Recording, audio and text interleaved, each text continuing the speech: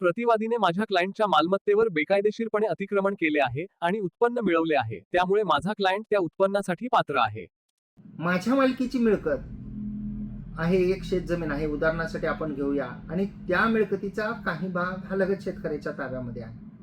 मी त्या मिळकतीची मोजणी केली, त्या मोजणीमध्ये त्या लगतच्या शेतकऱ्याने अतिक्रमण जे आहे ते त्या मिळकतीमध्ये केलेलं आहे असं दिसून आलं, आणि ती मिळकत त्या व्यक्तीच्या ताब्यात असल्यामुळं ती मिळकत बागायत आहे. जे माझ्या मालकीचं क्षेत्र आहे 10 गुंठे, 20 गुंठे, 25 गुंठे किंवा 40 आर, ज्याला आपण 1 एकर म्हणूया, तर ते शेजारच्या शेतकऱ्याच्या ताब्यामध्ये आहे आणि तो त्या मिळकतीचा ताबा परत देत नाही.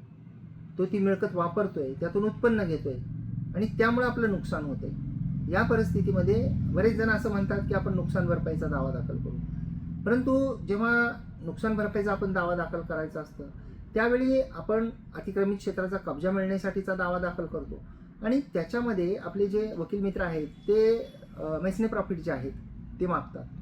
मेसने प्रॉफिट, ज्याला दरम्यानचं उत्पन्न असं म्हटलं जातं, तर मेसने प्रॉफिट, MESNE, मेसने प्रॉफिट म्हणजे नेमकं काय, त्याची तरतूद कुठं आहे, त्याचा नेमका अर्थ काय आहे आणि ते कधी मागता येतं, याबद्दल आज आपण बोलणार आहोत. नमस्कार, मी आपला वकील मित्र ॲडव्होकेट कैलास नाईक. कायद्याचं म्हणजेच तुमच्या फायद्याचं बोलूया तुमच्या हक्काच्या कोर्ट कचेरी या यूट्यूब चॅनलवर.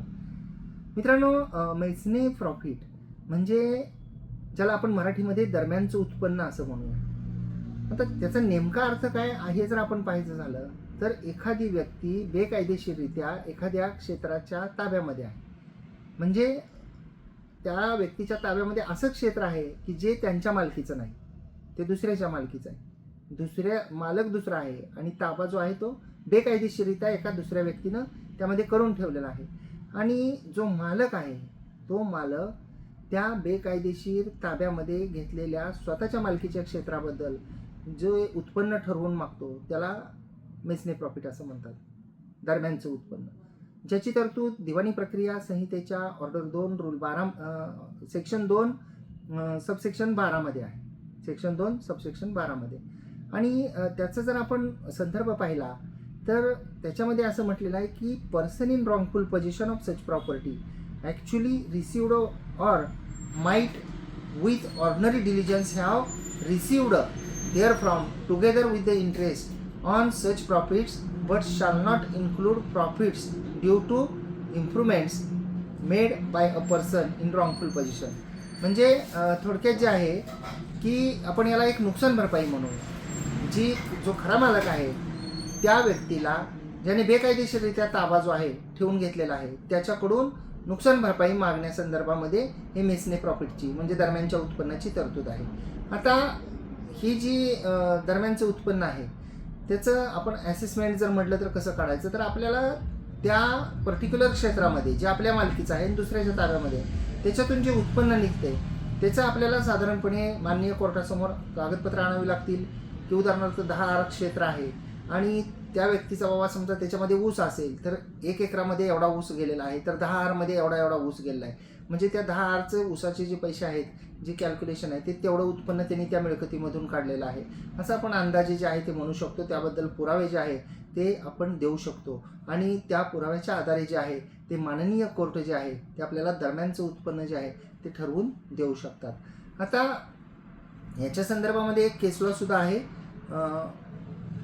फिराया PHIRAYA फिराया लाल उर्फ फिराया लाल विरुद्ध जिया राणी व इतर 1973चा मान्य दिल्ली उच्च न्यायालयाचा एक न्यायनिर्णय आहे, आणि त्याच्यामध्ये जे आहे ते मेसने प्रॉफिट जे आहे दरम्यानचं उत्पन्न याच्या संदर्भातलं जे आहे ती एक्सप्लेन केलेली आहे, ती टर्म जी आहे ती एक्सप्लेन केलेली आहे की नुकसान भरपाई किंवा लॉस जो मूळ मालकाला झालेला आहे, आपल्या मालकीचं क्षेत्र दुसऱ्याने बेकायदेशीररित्या ताब्यात ठेवून त्यामधून त्यांनी उत्पन्न घेतलेलं आहे आणि ते जे नुकसान झालेलं आहे ते नुकसान जे आहे ते नुकसान म्हणजे दरम्यानचं उत्पन्न, आणि ते मिळण्याचा त्या मालकाला अधिकार आहे असं या महत्त्वपूर्ण न्यायनिर्णयामध्ये म्हटलेलं आहे. आता यामध्ये आणखी एक गोष्ट आपल्याला महत्त्वाची नोटीस करावी लागेल की हे जे दरम्यानचं उत्पन्न असतं मेसने प्रॉफिट हे इमूवेबल प्रॉपर्टी जी आहे म्हणजे स्थावर मालमत्ता जी आहे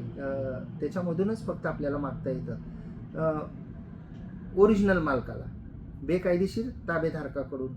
तर ही यातली महत्त्वाची गोष्ट आहे. अपेक्षा करतो की ही माहिती आपल्याला आवडलेली असेल, समजली सुद्धा असेल. साध्या सोप्या भाषेमध्ये मी सांगण्याचा प्रयत्न केलेला आहे. आपल्याला जर ही माहिती आवडली असल्यास या व्हिडिओला एक लाईक करा, व्हिडिओला शेअर करा. कोर्ट कचेरी या यूट्यूब चॅनलला अद्याप आपण सबस्क्राईब केलेलं नसेल तर सबस्क्राईब जरूर करा. बाजूचं बेल आयकॉनचं बटन दाबा, म्हणजे व्हिडिओचे नोटिफिकेशन आपल्यापर्यंत पोहोचतील. आपण कोर्ट कचेरी यूट्यूब चॅनलवर या व्हिडिओला लाईक केल्यानंतर आपल्याला कलरचं हाईप नावाचं बटन दिसेल. स्टार चिन्ह असलेलं कलरफुल बटन आहे, त्यालाही क्लिक करा, म्हणजे व्हिडिओ जास्तीत जास्त लोकांपर्यंत पोहोचेल. आपल्याला त्यासाठी कोणतेही पैसे द्यावे लागणार नाहीत. आपण जर या व्हिडिओला फेसबुक, इंस्टाग्रामवर पाहत असाल, आमच्या प्रोफाईल्स आणि पेजेसवर, तर त्या ठिकाणी सुद्धा आपण लाईक करा आणि त्या ठिकाणी सुद्धा शेअर करा. धन्यवाद.